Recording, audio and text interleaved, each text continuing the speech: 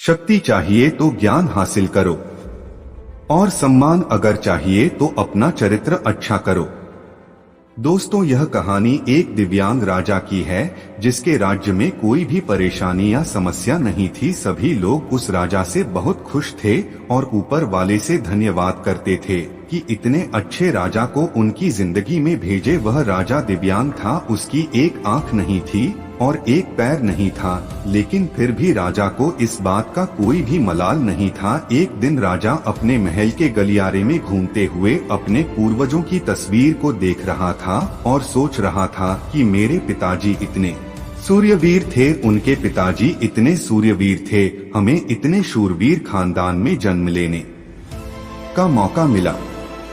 ऊपर वाले का बहुत बहुत धन्यवाद है। राजा ने सभी चित्र को देखते हुए आखिरी चित्र तक पहुंचा और फिर उस खाली जगह को देखा तो वह चिंता में पड़ गया, क्योंकि उसे यह मालूम था कि अब यहाँ जो तस्वीर लगेगी वह उसी की लगेगी। लेकिन राजा को इस बात की चिंता नहीं थी कि वह मर जाएगा, चिंता इस बात की थी कि वहाँ जो पेंटिंग लगेगी वह कैसी लगेगी। राजा का एक आंख और एक पैर ना होने की वजह से वह चिंता में था। राजा का एक आंख और एक पैर ना होने की वजह से वह चिंता में पड़ गया और सोचने लगा कि इस गलियारे में इतनी शानदार पेंटिंग लगी है, लेकिन मेरी एक आंख और एक पैर ना होने की वजह से मेरी तस्वीर सबसे खराब लगेगी और भद्दी दिखेगी।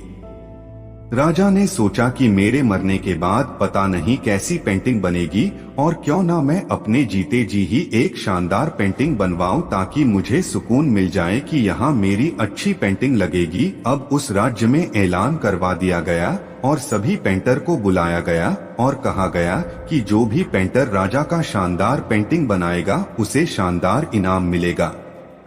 अब सभी पेंटर राज्य में आए। उन सभी पेंटर को पता था कि अगर शानदार पेंटिंग बनेगा तो शानदार इनाम मिलेगा, लेकिन जिस राजा का एक आंख नहीं है, एक पैर नहीं है, उसका शानदार पेंटिंग कैसे बनेगा। पेंटर सोच रहे थे कि इनाम का तो पता नहीं, लेकिन अगर शानदार पेंटिंग नहीं बनी और राजा गुस्सा हो गया तो सजा जरूर मिलेगी। इसलिए बड़े बड़े चित्रकार भी आगे नहीं आए। तभी उसमें से एक लड़का बोला, राजा साहब, मैं आपकी पेंटिंग बनाना चाहता हूँ, मुझे 24 घंटे का वक्त दीजिए। अब सभी बड़े बड़े पेंटर हैरान हो गए कि यह लड़का क्या पेंटिंग बनाएगा, और अगर राजा को पेंटिंग पसंद नहीं आई तो इसे सजा जरूर मिलेगी। राजा बोला, ठीक है, आप बना करके आइए। अगले दिन वह लड़का तस्वीर बनाकर लाने वाला था और दरबार पूरी तरह से भर चुका था। लोग दूर दूर से यह देखने के लिए आए थे कि वह लड़का कैसा पेंटिंग बनाएगा। अब लड़का जब उस राजा की पेंटिंग बनाकर लाया तो लोग आश्चर्यचकित रह गए। सब लोग जोर जोर से तालियां बजाने लगे, सीटी बजाने लगे, और जब राजा ने उस पेंटिंग को देखा तो वह खुश हो गया और बोला कि वाह, इससे अच्छी पेंटिंग तो इस पूरे गलियारे में नहीं है।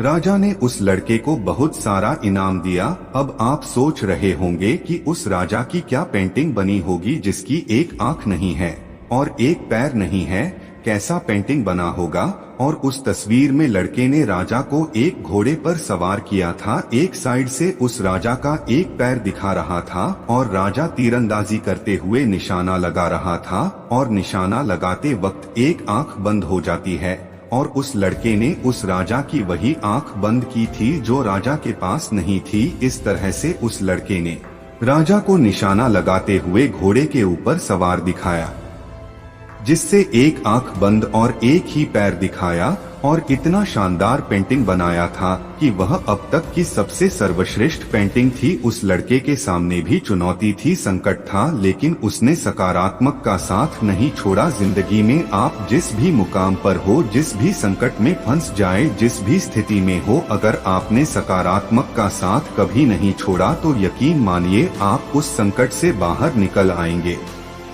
जिंदगी में उम्मीद का साथ मत छोड़िए, क्योंकि जिसने उम्मीद का साथ छोड़ दिया तो फिर जिंदगी उसका साथ छोड़ देती है। हर पल सकारात्मक रहिए, खुश रहिए, ऊपर वाले के आशीर्वाद के साथ और अपनों के प्यार के साथ, अपनी अच्छी और सच्ची मेहनत के साथ कर दिखाओ कुछ ऐसा कि दुनिया करना चाहे आपके जैसा। दोस्तों, उम्मीद करता हूँ कि आप लोगों को कहानी पसंद आई होगी और इस कहानी से आपको बहुत कुछ सीखने को मिला होगा। ऐसे ही रोचक कहानियों के लिए हमारे चैनल हम ज्ञानी बुद्धा सब्सक्राइब करें और वीडियो को लाइक करें। मिलते हैं फिर एक नई कहानी के साथ, तब तक अपना ख्याल रखें। नमस्कार।